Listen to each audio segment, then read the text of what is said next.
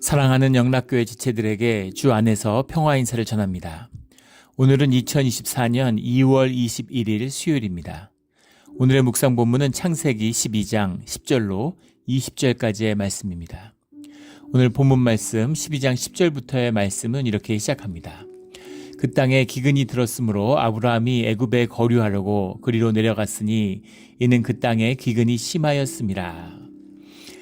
하나님을 만나고 약속을 받아서 가나안 땅에 와서 주님 앞에 제단을 쌓고 여호와의 이름을 부를 때에는 정말로 가나안 땅을 받은 감격과 주님의 약속이 성취될 거라고 하는 그런 믿음의 굉장히 기쁜 시간이었겠죠.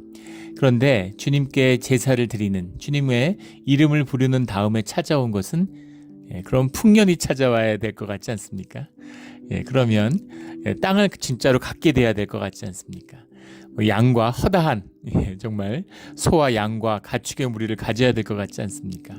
그런데 찾아온 것은 기근이었다는 겁니다. 이것이 이제 성경 가운데 흐르고 있는 우리의 어떤 신앙의 길 가운데 역사하고 있는 주님의 섭리죠. 시험을 만나고 기근을 만나요. 주님을 만나고 주님의 이름을 부르고 제사를 드릴수록 물질의 축복이 더하고 땅의 축복을 더한다면 그러면 세상에 예수 안 믿고 교회 안 다닐 사람이 누가 있겠습니까? 교회 아마 그 발디딜 틈이 없겠죠. 주님을 만난다는 것, 주님이 물론 그런 축복과 물질의 축복을 주지 않으시는 건 아니에요. 우리 레위기 27장의 결론을 봐도 그걸 알 수 있죠. 그러나 그 길을 가기 위해서는 많은 단계가 있어야 한다는 겁니다. 주님과 함께하기 위한, 주님과 만나고 동행하기 위한 많은 과정들이 있다는 것이죠. 또 그것이 그 고난과 시련을 통해서 우리의 믿음이 자라나고 또 우리의 심령이 자라나는 이제 그런 과정이기도 합니다. 우리가 매일 안일하게 있으면 근육의 힘이 죽잖아요. 그 피트니스 하는 분들을 그걸 보면은 이렇게 무게를 드는데 내가 들 수 있는 무게, 내가 100kg를 들었는데 똑같이 100kg를 들었다 이러면 아무 의미가 없다는 거 아닙니까? 그럼 근육이 전혀 늘어나지 않는데요. 101kg를 들 때, 102kg를 들 때 막 힘들어서 이거 못 드는데 하는데 막 발벌벌 떨면서 그걸 들어 올릴 때 그때 근육이 늘어난다는 겁니다. 삶 가운데 고난이 닥칠 때 믿음이 자라나게 되는 것이죠. 기근이 들었는데 기근이 들었더라도 주님의 음성이 있고 주님이 대책을 세워주시고 주님이 이렇게 해라고 말씀해 주셨다면, 그렇다면 기근에 대한 두려움 때문에 떠나지 않았겠죠. 그런데 주님은 침묵하고 계시는 거예요. 주님은 침묵하십니다. 우리가 새벽 기도를 나오는데 새벽 기도 올 때마다 주님이 말씀하시면 그러면 새벽 기도에 앉을 자리가 없겠죠. 근데 주님이 침묵하시는 기간이 있습니다. 주님의 깊은 침묵 가운데 나의 침묵을 만나게 되죠. 그리고 내 자신을 보게 되는 겁니다. 근데 그 시간이 행복하고 기쁘고 해피할까요? 그렇지 않죠. 내 자신을 만난다는 게 고통스러워요. 내 자신을 만난다는 게 부끄럽고 수치스럽습니다. 그것을 용납받지 못했기 때문에, 그것을 정죄당하고 손가락질 받았기 때문에, 심지어 나도 그것을 용납하지 못하고 내가 짓밟았기 때문에 내 의식을 만들고 내 안에 짓밟아 놓은 거죠. 내가 인식하지도 못하는 나의 모습이라고 인정하지 않는 나의 연약한, 나의 열등한 자를 만나게 되는 것이죠. 그래서 기도가 힘듭니다. 기도하기 어려워요. 기도가 삶이 되고 매일 정해진 시간에 기도하는 분들은 그 신앙의 길 가운데 들어간 거죠. 배가 항구를 떠나서 순풍을 만난 겁니다. 그러면 삶 가운데 큰 문제가 없어요. 하지만 우리 주위를 둘러보시고 교회 안을 보십시오. 기도를 자리 잡고 기도에 뿌리 내린다는 게 쉬운 일은 아니죠. 주님의 은혜가 없으면, 주님의 인도하심이 없으면 절대 이루어질 수 없습니다. 그러나 또한 내 자원하는 심령이 없으면, 내 열심이 없으면 또 주님의 은혜를 만나지 못하죠. 그래서 신앙의 길이라는 것은 어떻게 보면 참 쉽고 어떻게 보면 참 어려운 것이죠. 내가 열심히 한다고 되지 않은 거라는 점에서는 정말 어려운 일이고, 하지만 또 주님의 전적인 100% 은혜로 이루어지는 것이라는 점에서는 또 그렇게 쉬운 일은 없는 거죠. 이것이 우리가 가지는 신앙의 양면입니다. 그런데 주님을 만나고 제단을 쌓았는데, 그런데 기근을 맞게 되는 거죠. 기근을 맞는데 문제는 기근 그 자체보다도 그 기근이 빚어낼 그 미래에 대한 두려움이에요. 이 두려움이 아브라함을 계속 오늘 관통하고 있는 아브라함의 문제는 두려움이죠. 두려움을 느낀다고 하는 것은 내 삶에 아직 내가 내 삶을 주도하고 주관하고 있다는 증거입니다. 내가 내 삶의 주인 노릇을 두려움이 와요. 염려가 찾아옵니다. 그래서 내 마음속에 믿음의 반대는 불순종이 아닙니다. 누가 주님을 거역하고 주님에 대놓고 대들겠어요. 그런데 내 삶에 믿음의 반대의 증거는 두려움과 염려예요. 염려가 됩니다. 어떡하지 이렇게 되는 거죠. 어떡하지? 장사가 잘 되면 앞으로 안 되면 어떡하지? 음식 장사 잘 돼도 3년이라는데 그 3년 뒤에 뭘 하지? 뭐 이렇게 되는 거죠. 애들 좋은 대학 가야 될 텐데, 좋은 데 취직해야 될 텐데, 좋은 배우자 만나가지고 결혼해야 될 텐데, 아이를 일찍 잘 낳아야 될 텐데, 건강한 아이 낳아야 될 텐데, 이렇게 끊임없는 염려와 걱정 속에서 근심 가운데 살아가게 되는 것. 이것이 믿음이 없는 불신앙의 모습인 것이죠. 근데 기근이 닥쳤는데 그 기근이 닥쳤을 때 아브라함의 그 반응은 두려움이었다는 겁니다. 애굽에 거류하려고 그리로 내려갔으니, 애굽에 왜 거류하려고 내려갔을까요? 애굽은 나일강이 있죠. 나일강이 있기 때문에 아무리 가물어도, 지금 이 지중해성 기후잖아요. 우리 캘리포니아 기후가 지중해성 기후이기 때문에 저희 생각하면 되죠. 10월, 11월이 되면 비가 많이 내려야 됩니다. 그래서 비가 풍족하게 내려야 되는데, 문제는 그때 비가 안 오면, 그러면 이제 그 다음에 농사는 망하는 거죠. 그래서 비가 안 오고 농사가 망하는데, 애굽은 나일강이 있기 때문에 웬만한 기근으로는 기근이 들지 않아요. 막 10년씩 기근이 오고 이러지 않는 이상은 한두 해 비 안 오는 걸로는 끄떡없는 거죠. 그러니까 애굽이 그 당시 지중해의 식량 창고입니다. 미래 주산지고, 로마 제국을 먹여 살린 것도 애굽이죠. 그러니까 그 애굽에 가서 살려고 이제 애굽으로 내려가는 거죠. 그런데 반대로 돌아온 그 메소포타미아 지역, 티그리스나 유프라테스 강이 있는 메소포타미아 지역도 기근이 없는 지역이에요. 그러면 떠난 지역으로 돌아가면 될 텐데 왜 살아보지도 않은 애굽으로 가겠어요? 살던 메소포타미아로 가면 되지. 하란이나 우르로 가면 되지. 그런데 그렇게 돌아가지는 않는 것이죠. 왜냐하면 땅의 약속이 있기 때문인 겁니다. 주님을 거역하고 주님의 언약을 깨는 것은 아니에요. 그런데 어떻게든 지금 살아야 되니까 현상에 쫓기는 것이죠. 현상의 어려움을 타개해 보려고 하는데, 주님의 언약을 받고 믿음이 있고 주님을 거역하고 주님의 뜻을 벗어난 건 아니지만 주님의 능력으로 살아가는 법을 모르는 겁니다. 주님의 뜻 가운데서 살아가는 믿음의 근력이 없는 거예요. 믿음의 머슬이 없는 겁니다. 고난과 시련을 겪어서 머슬이 자라나야 돼요. 그래야 신앙생활 가운데 힘이 생기고 믿음이 능력이 돼서 나타나는 겁니다. 그 능력이 나타나도록 자라나게 하는 것이 고난이에요. 고난을 주님의 이름으로 주님과 함께 이겨내는 것이 신앙의 훈련이죠. 그래서 이때 물론 아브라함의 믿음이 연약했기 때문이긴 하지만 그렇다고 잘못됐거나 틀렸다는 얘기가 아닙니다. 이 시련과 아픔을 겪고 일어나야 된다는 것이죠. 그리고 왜 애굽으로 이렇게 쉽게 내려갔을까? 이민자잖아요. 우리들이 이민자니까 우리 이민교회에서는 이 마음 잘 알죠. 우리 이민교회 섬기다 보면 에콰도르나 아르헨티나 또 브라질에서 이민 온 분들을 자주 봅니다. 근데 그분들이 다 한결같이 하시는 말씀이에요. 아르헨티나로 이민 갈 때, 브라질로 이민 가려고 할 때 어려웠지, 브라질에서 미국 올 때 하나도 어렵지 않았다는 거죠. 한 번 떠나는 게 어렵지 2번, 3번 떠나는 건 어렵지 않다는 겁니다. 이혼도 그렇죠. 처음 이혼하기가 어렵지 한 번 이혼하면 2번, 3번 이혼하는 건 쉽다는 거 아니에요. 이렇게 되는 것이죠. 그래서 한 번 떠나봤으니까 애굽으로 떠나는 결정도 쉽게 하는데, 애굽으로 가라는 이야기가 없었잖아요. 주님의 뜻 가운데 가는 길인데, 중요한 사명을 걸머진 길인데 그 길을 선뜻 이렇게 쉽게 움직여서는 안 되었겠죠. 근데 아직 주님과 교제하고 주님의 뜻을 아는 그 길을 모르고 있는 것이죠. 그리고 또 하나 오늘 말씀 가운데 중요한 건, 오늘 굉장히 부끄러운 얘기잖아요. 아브라함 삶 가운데 아마 평생에 숨기고 싶은 부끄러운 이야기일 겁니다.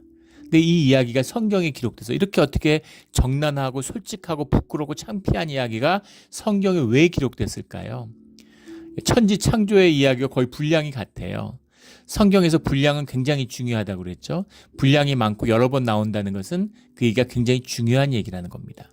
이게 성경의 매력이죠. 진실이에요.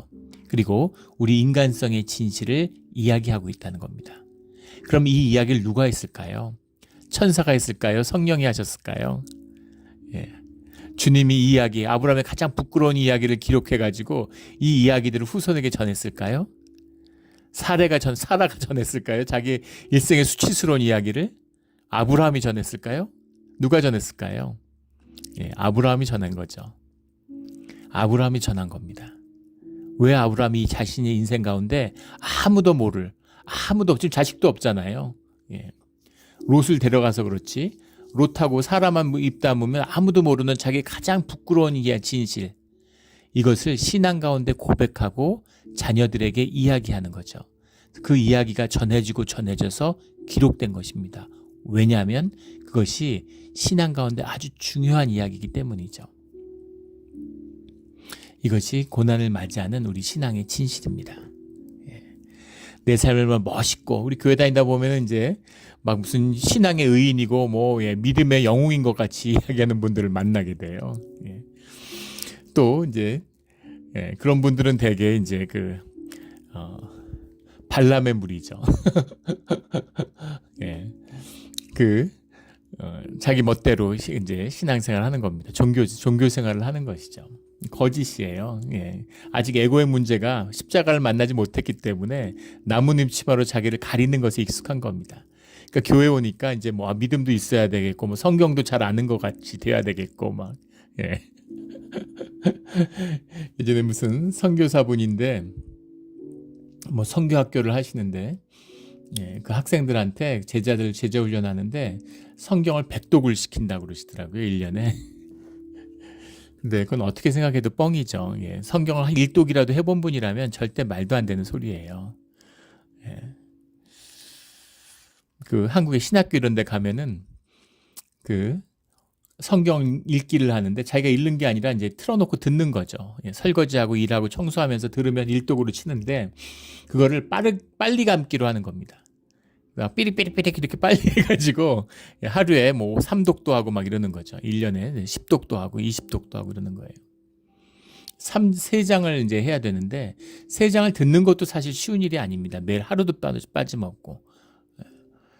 그런데 한 30장씩 듣는 거죠. 그거 제대로 알아도 못 듣는 거 틀어놓으면 뭐 하겠어요? 무슨 짓입니까? 근데 그냥 안 읽었는데 읽었다고 하면 양심의 가책이 되니까 그런 짓을 하는 거죠. 그거 30독, 100독을 하면 무슨 의미가 있어요? 제가 그분한테 물어봤어요. 선교사님한테. 진짜 100독 하냐고. 그러니까 아니 100독은 안 아니고 한 30독 정도 한다고 그러더라고요. 이렇게 빨리 감기로. 그럼 빨리 감았더라도 30독이라 그래야지 100독이라 그러면 어떡합니까? 그러면 안 돼요. 주님의 이름을 욕되게 하는 겁니다. 작은 것 같지만 큰 거예요. 세상에서 도둑질한 것은 용서받을 수 있지만 주님의 영광이나 주님의 이름을 더럽히고 도둑질하는 건 용서받지 못합니다. 어리석음의 극치죠. 주님이 축복을 주시려고 불렀는데 그걸 저주로 바꿔요. 이게 종교의 모습입니다. 또 이세벨 같은 사람들이 있어요. 우리 계시록에 나온 것처럼 교회 안에 이 직통 계시를 받는 거죠. 주님이 나한테 말씀하셨다고. 그래서 막 모세같이 이제 행세하려고 하는 분들이 가끔 있습니다. 우리 교회는 없었지만은 이제 그런 분들이 나타나요. 그래서 교회 상태 아주 안 좋은 것이죠. 그러니까 그 본질은 무엇이냐면 주님을 만나지 못하고 십자가를 만나지 못했기 때문에 아직 종교의 껍데기를 벗지 못했다는 겁니다. 종교의 껍데기를 벗고 주님을 만나면, 나의 나됨을 만나면 내 안에 부끄럽고 연약하고 수치스러운 나의 모든 모습이 나에게 정말 존귀하고 이거보다 귀한 것이 없는 것을 만나게 되는 겁니다. 그래서 나의 나됨을 살아가게 되는 것이죠. 그래서 사람들이 대단하다고 칭송을 하던 못났다고 손가락질을 하던 아무 상관없어요. 나의 나됨으로 충분한 것이에요. 이것이 아브라함이 전하는 이 수치스러운 모습이죠. 이 수치의 이야기, 이 부끄러운 이야기가 신앙의 진실이기 때문이고 이것이 정말 성경이 귀하고 성경이 진짜 하나님과 함께한 이야기라는 것을 말씀하고 있는 것이죠. 처음에 성경을 읽을 때는 어리둥절했습니다. 뭐 세상에 어떤 경전이 이런 사소한 일과 이런 부끄러운 이야기를 적어놓는 불신앙의 이야기를 적어놓는 이런 경전이 어디 있습니까? 다 멋진 말, 멋진 이야기들이잖아요. 하나님의 위대함을 찬송하고 멋진 신앙의 영웅들의 이야기잖아요. 그런데 여기는 성경은 정말 부끄러운 이야기가 나온다는 거죠.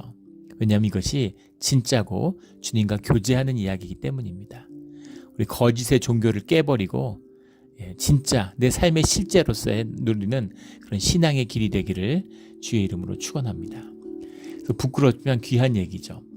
그가 애굽에 가까이 이르렀을 때 그의 아내 사라에게 말하되 내가 알기에 그대는 아리따운 여인이라.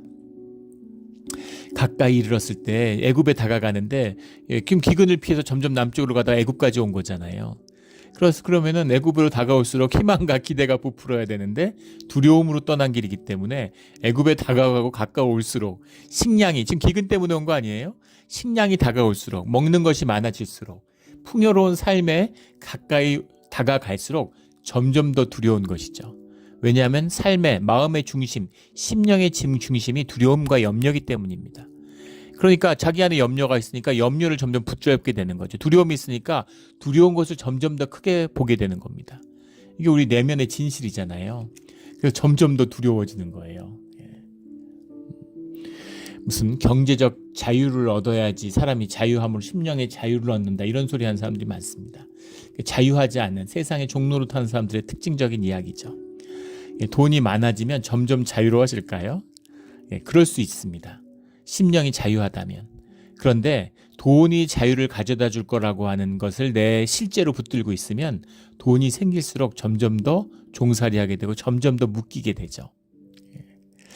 옛날에 어떤 무슨 미국의 큰 재벌 이야기를 다룬 다큐를 본 적이 있어요. 깜짝 놀랐습니다. 스케줄을 10분 단위로 잡아요. 자기의 거의 모든 시간을 자기의 자산을 관리하는 데 투자하는 겁니다. 자산을 회계사, 회계 회사들, 법률 회사들, 또 매니지먼트 회사들에게 다 분산해 놨는데 사기치면 안 되잖아요. 그러니까 그걸 여러 바구니에 계란을 나눠 놓은 거죠. 그러니까 그 사람들과 그걸 보고받고 관리하고 나누는데 대부분의 시간을 보내고 있는 거예요. 우리가 돈이 많으면 그러면 왜 돈을 관리하고 벌려고 저럴까? 여행도 가고 한산 바닷가 같은 데 가서 누워 있고 이런 것을 상상하게 되지만 그렇지 않다는 것이죠. 그런 거예요. 자기의 마음의 중심이 무엇이냐 하는 겁니다. 자유가 있는 자는 돈을 얻으면 자유함을 더 누릴 수 있겠죠. 자유가 없는 사람은 돈이 생기면 점점 더 부자유해져요. 점점 더 묶이게 되는 거죠. 예전에 한국에서 큰 호텔을 가진 분이 그런 얘기를 하시더라고요. 호텔을 가지고 있는 것보다 호텔에 어느 정도 돈이 있어서 호텔에 벤츠 타고 멀시드 롤즈로이스 타고 호텔을 소유하고 있는 것보다 그분 표현이에요. 한국에서 그랜저 타고 호텔에 밥 먹으러 오는 게 훨씬 더 행복하고 더 좋다고. 너무 이게 골치 아프고 신경 쓸 일이 많아가지고 삶이 재앙이라는 거예요. 그 호텔을 갖고 있다는 게. 그런 것이죠. 그게 축복이 되고 자유함이 되고 여유가 되고 주님께 드리고 나누는 게 되고 많은 사람들에게 일할 자리를 부여하고 같이 행복하고 같이 삶의 행복을 추구하는 자리가 된다면 재앙이 되지 않겠죠. 그것이 복이 되겠죠. 그런 겁니다. 그래서 애굽에 다가가는데 기근의 문제를 해결하고 원래 배고파서 내려갔으니까 배고픔이 해결되면 좋잖아요. 그런데 점점 더 두려움이 커지는데 그 두려움은 엉뚱한 것이었다는 거예요.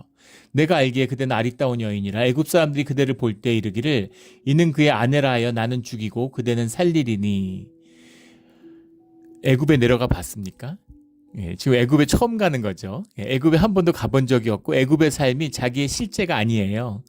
그런데 이런 얘기를 그럼 근거 없는 무슨 망상장애가 와가지고 자기 와이프 때문에 내가 죽을 거야 막 이렇게 두려워했을까요?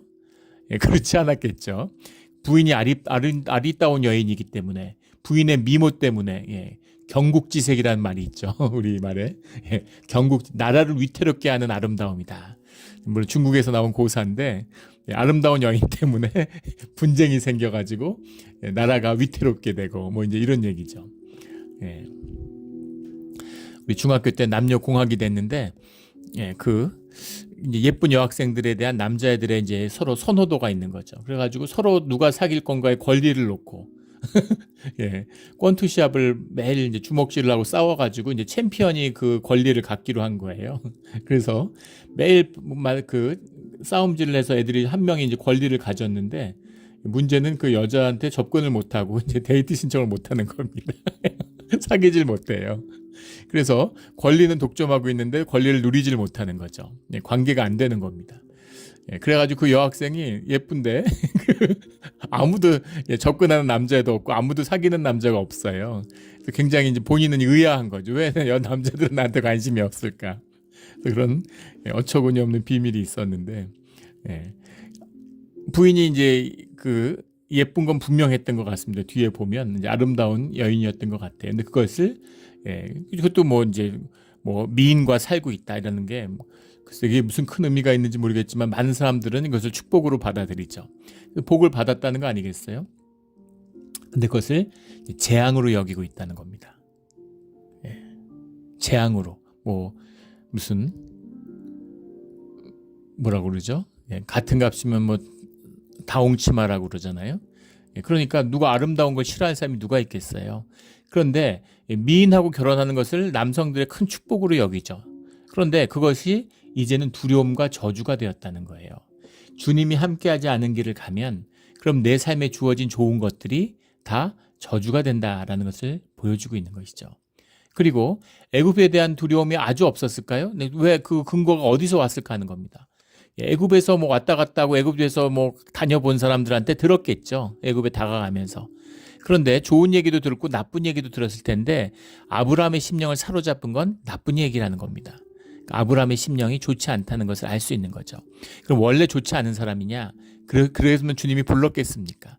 주님과 함께하지 않으면 절대 심령을 지키지 못해요. 좋은 생각, 좋은 마음을 갖고 있는데 어려움이 닥치면 금방 무너지는 겁니다. 그 어려움 가운데 주님의 마음을 지키고 내 마음을 다스릴 수 있는 힘을 그것이 우리의 신앙이잖아요. 우리의 말씀이잖아요. 주님이 받은. 그래서 말씀을 묵상하고 말씀으로 살아가는 훈련을 하는 비밀이 여기에 있는 겁니다. 막 너무 홀리한 것 같았는데 삶이 조금 어려움이 닥치니까 그냥 무너져 버려요. 그런 아브라함의 모습이죠. 아브라함을 비난할 것도 없고 정죄할 이유가 전혀 없습니다. 이것이 우리의 모습이에요. 우리의 이런 부끄러운 모습, 연약한 모습 그대로 주님이 우리를 불러주신 은혜라는 겁니다. 그런데 주님이 받아주셨으니까 해서 끝나는 게 아니라 우리의 삶이 생명이기 때문에 자라나야 된다는 것이죠. 그 자라나는 역사를 말씀하고 있다는 겁니다. 그래서 이 이야기를 썼겠죠. 나를 죽이고 그대는 살리리니, 그러니까 부인을 뺏어갈 거다. 그리고 그런 일들이 뭐 고대에 뭐 흔했겠죠. 그래서 그걸 그거보다 이방인인데 뭐 더 말해 뭐 하겠어요. 그러니까 너무나 그 위험과 두려움에 사로잡히니까 그래서 원하건대 13절에 그대는 나의 누이라 라는 거죠. 원하건대라고 하는 말이 이제 그것을 계속 이제 이렇게 원하고 요구했다는 사실을 알 수 있죠. 그대는 나의 누이라 하라. 그러면 내가 그대로 말미암아 안전하고 내 목숨이 그대로 말미암아 보존되리라 하니라. 내가 좀 살아야겠으니까. 근데 부인한테 사람한테도 얼마나 모욕이고 수치입니까? 그리고 이것은 엄밀한 의미에서 보면 뭐예요? 자기 와이프를 파는 것이고 내주는 것이죠. 자기 살겠다고 부인을 팔아넘기는 건데 같이 결혼하고 같이 잘 살겠다고, 그리고 남편 믿고 의지해가지고 남편이 주님에게 약속받았다는 것을 믿고, 물론 사라도 주님을 믿었겠지만 그래도 남편을 의지하고 남편에 대한 믿음이 있으니까 목숨을 걸고 남편을 따라가지고 그래서 그 고향 땅을 떠나가지고 아브라함에게만 고향이 아니라 사라에게는 친정이잖아요. 그 자기가 자라난 땅을 떠나서 오는 것이 쉬운 일이었겠습니까? 믿고 왔는데 애굽에 오니까 왔는데 배고픔 때문에 계속 고생했는데 그럴수록 와이프를 더 이렇게 보듬고 챙겨야 되잖아요. 그런데 자기가 살겠다고 와이프를 내주는, 얼마나 충격을 받고 얼마나 이게 지금 아브라함의 관점에서 이야기하고 있지만 사라의 관점에서도 말할 수 없는 충격과 모욕이었겠죠. 아브라함이 애굽에 이르렀을 때 14절에 애굽 사람들이 그 여인이 심히 아립다움을 보고 근데 이 뭐 사라의 아름다움에 대해 가지고 뭐 여러 가지 나이가 이때 65세쯤 됐을 텐데 65세 연이 아름다워 가지고 사람들에게 혹했다는 게 되느냐 그러는데 다 지금 몇백 세 살던 때의 이야기입니다. 그리고 또 65세는 아름다움을 유지할 수 있는 나이고 뭐 애를 안 낳기 때문에 뭐 이런 소리 하는데 애를 낳고 안 낳고를 떠나서 지금 100세 애를 낳잖아요. 그렇게 따지면 100세 애를 어떻게 낳습니까? 90세 아브라함이 100세 사라는 90세 때 애를 낳는데 90세 애 낳는 게 가능합니까? 65세에 이런 뭔가 엑스트라 올디너리한 그런 아름다움을 갖고 있었다는 것이고 그것이 뭐 아브라함의 눈에 뭐가 씌워서가 아니라 그것이 나중에 보면 그 누가 봐도 그런 아름다움을 갖고 있는 것이죠. 그런 아름다움을 갖고 있는 겁니다. 그래서 바로의 고관들도 그를 보고 바로 앞에서 칭찬함으로 그러니까 다들 그 미인을 칭송하는 거죠. 그 여인을 바로의 궁으로 이끌어들인지라. 바로의 궁으로 이끌어들였다는 얘기는 이제 측시를 삼기 위해서 축첩을 했다는 얘기죠. 여러 수십 명, 수백 명의 후궁들을 거느리니까 후궁의 한 명으로 데려 들어갔다는 겁니다.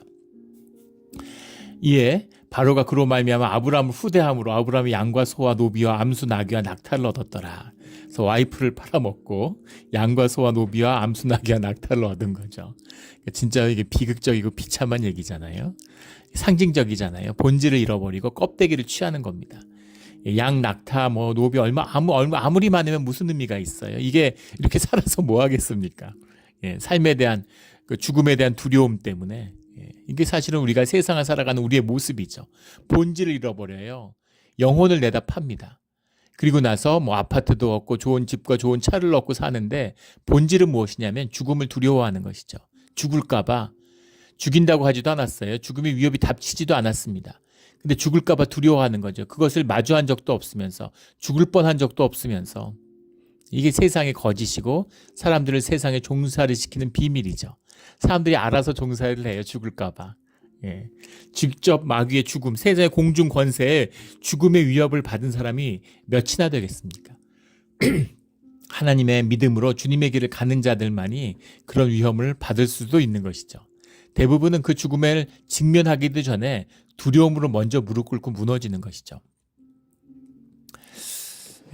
그래서 바로에게 이제 와이프를 넘기는 그런 사건이 일어났다는 겁니다.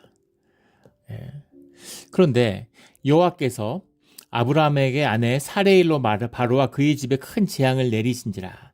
바로의 궁으로 이끌어들였다는 얘기가 진짜 첩이 되었다는 얘기냐 아니면 첩이 되려고 드렸는데 주님이 막았다는 얘기냐. 근데 그게 왜 중요한 것이고 그런 거를 갖고서 강해에 초점이 되는지 그 자체도 이해가 안 돼요. 그게 무슨 의미가 있겠습니까? 그런데 하나님이 만약에 사라가 이런 식으로 와이프를 내줘가지고 아브라함이 그것이 바로와 결혼을 하는 첩이 되는 것이 되었다면 언약이 깨진 것이겠죠.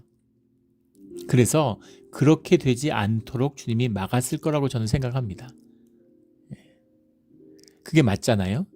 하나님이 아브라함과의 언약을 깨지 않고 붙들고 계시는 것처럼 아브라함과 사라의 언약도 주님이 지켜주시는 거죠. 가족을 지키시는 것, 교회를 지켜주시는 것, 이것이 주님의 섭리 가운데 중요한 아주 본질적인 것이죠. 그래서 주님이 그 자체를 막으셨을 거라고 보는 겁니다. 그래서 결혼을 하려고 하니까 재앙이 닥치는 거죠. 바로의 집에. 이건 즉각적이고 너무 분명한 것이어서 그 재앙이 어떤 것이었는지는 알지 못하지만 큰 재앙이었죠. 그래서 18절에 바로가 아브라함을 불러서 이르되 내가 어찌하여 나에게 이렇게 행하였느냐, 내가 어찌하여 그를 내 아내라고 내게 말하지 아니하였느냐, 내가 이 죄를 도덕을 어기고 죄를 어기려고 그러다가 큰 재앙을 맞게 됐는데 이게 너 때문이다 이렇게 얘기하는 거죠. 너 왜 그랬느냐. 19절에 내가 어찌 그를 누이라 하여 내가 그를 데려다가 아내를 삼게 하였느냐. 그러니까 오빠라 그러니까 이 고대의 제도, 중국도 마찬가지죠. 이제 결혼할 때 지참금을 남편이 여자한테 주죠. 그래서 그게 이제 큰 사회 문제가 되고, 그게 이제 예전에 이제 농업 사회니까 뭐 이렇게 딸을 잘 키워서 남편 집에 보내면 이제 거기에 대한 감사의 의미로 이제 친정 부모에게 이렇게 사례를 하는, 뭐 사례라고 하면 좀 말이 이상하겠죠. 이제 그런 걸 이제 뭐 예물을 드리는 이제 그런 것이었을 텐데 인간의 일이 다 그렇지만 이제 추악에 타락하는 거죠. 그래서 마치 이제 여자를 팔아먹는 것처럼 그런 모양이 되는 거예요. 그래서 그게 너무 악화되고 심해지니까 이제 중국 같아서 그걸 법으로 막고 뭐 이제 이런 게 최근에 뭐 뉴스에 나오고 이런 걸 본 적이 있습니다. 그걸 법으로 금하는 거죠. 그렇게 하지 말라고. 근데 이제 그 뭐 와이프 처가 이쁘면 처갓집 기둥에다 절을 한다 뭐 이런 얘기 했잖아요, 우리 옛말에. 그러니까 너무 흡족하니까 이제 그 처갓집 식구한테 자기 처남한테 잘해주고 싶은 거죠. 또 바로인데 왕인데 뭐 그까지 뭐 노비나 소나 양 좀 주는 게 뭐 될 수겠어요. 그래서 그걸 나눠줬는데 내가 큰 화를 당했다 이렇게 얘기하는 겁니다. 왜 아내를 삼게 했느냐, 네가 왜 날 속였느냐 이렇게 얘기하는 거죠. 20절에 바로가 사람들에게 그 일을 명하매 그들이 그와 함께 그 아내와 그의 모든 소유를 보내었더라. 그래서 이제 바울이 소유도 없고 그 굶주림에서도 벗어나고 아내도 잃지 않았다라는 겁니다. 또 주님의 때에 적절하신 때에 주님이 개입을 해 주신 것이죠. 그 모든 것이 협력해서 결국은 선을 이뤘다라고 하는 신앙의 결말을 말씀하는 것이기도 하겠지만 또 이런 고난과 어려움이 아브라함의 생에 계속됩니다. 그런데 이 한 작은 사건, 연약하고 처음으로 주님을 영접해서 이제 믿음으로 살아보려고 하는 아브라함에게 닥친 큰 시련이죠. 이것은 본질적인 것입니다. 이 본질의 시련의 중심은 뭐냐면, 세상의 시험의 중심은 뭐냐면 죽음의 위협이죠. 그 두려움의 위협이에요. 오늘날도 마찬가지잖아요. 먹고 산다는 생존에 대한 두려움의 위협 아닙니까?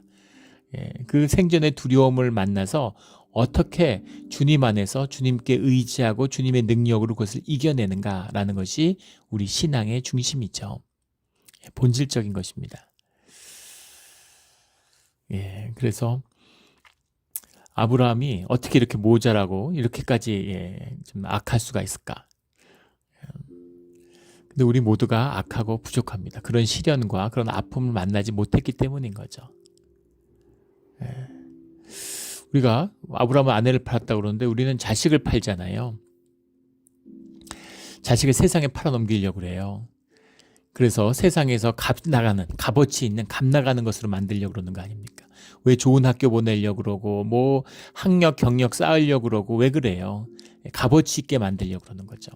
결혼할 때 뭐 세상에 취직할 때 세상과 거래를 하고 싶은 겁니다. 우리 마음의 진실이죠. 그런데 주님은 뭐라고 말씀하시냐면, 너희가 나뭇잎 치마를 가리지 않아도, 너희가 그럴듯한 무슨 교환 가치를 가지지 않아도, 너희가 거짓으로 너희 삶을 꾸미지 않아도 너희는 이미 존귀하고 세상과 바꿀 수 없는, 세상보다 너가 훨씬 더 존귀하다는 거죠. 무엇과도 바꿀 수 없는 귀함과 아름다움을 네가 가지고 있다라고 말씀하는 겁니다. 세상의 두려움에 무릎 꿇지 않아도, 생존을 구걸하지 않아도 생명의 능력으로 살아가는 길을 주님이 여신다는 거죠. 그 주님과 함께하면, 주님이 개입하시면 바로의 재물을 가져오는 그런 역사가 있다는 겁니다. 세상은 재물을 쌓지만 그것을 가져다가 누리는 그런 축복, 땅의 축복을 너희가 갖게 된다는 겁니다.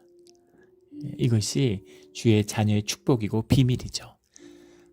우리에게 계속 두려움과 어려움의 문제가 있습니다. 믿음을 주고 우리에게 그것을 다스리는 힘을 주시죠. 주님이 가까이 있을 때 우리가 두려움을 이길 수 있어요. 그런데 계속해서 작고 큰 어려움들을 경험하게 됩니다. 그리고 믿음이 자라나면 더 큰 어려움을 만나죠. 그래서 우리가 이 땅에서 사는 동안에는 그 어려움이 끊이질 않습니다. 우리의 소망은 주님과 함께하는 것이고 또 주님께 가는 것이죠.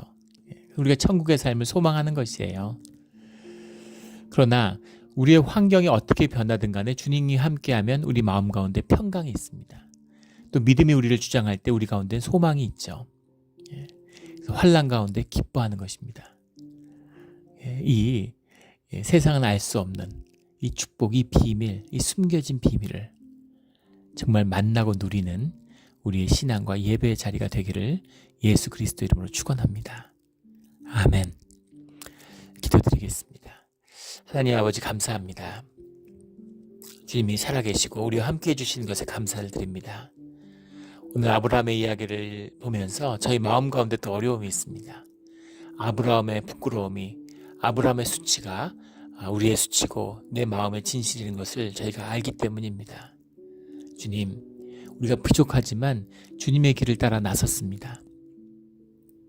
주님의 길을 가는 동안 많은 어려움이 있겠지만은 주님 늘 자비와 긍휼로 돌보아 주시고 우리를 주님의 길로 인도하여 주시옵소서.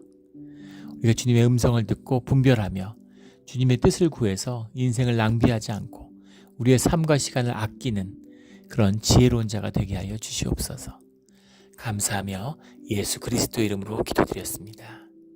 아멘.